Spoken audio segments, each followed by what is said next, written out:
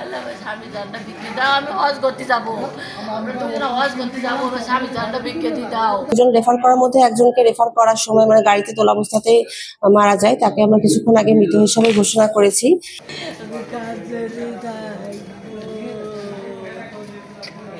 আল্লাহ আমার স্বামী জানটা বিক্রি দাও, আমি হজ করতে যাবো, আমরা দুজনে হজ করতে যাবো, আমার স্বামী জানটা বিক্রি দিয়ে দাও, আমরা দুজনে হজ করতে যাবো। আল্লাহ হজ কামায় কবুল করে নিয়েছে।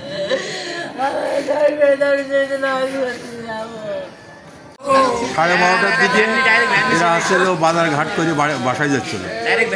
মেহেরপুর মুখী একটা বাদ যাতে সেই অটোর সাথে বাঁধিয়ে কাঠের সাথে চাপা দিয়ে চেপটা করে দুইজন মারা গেছে।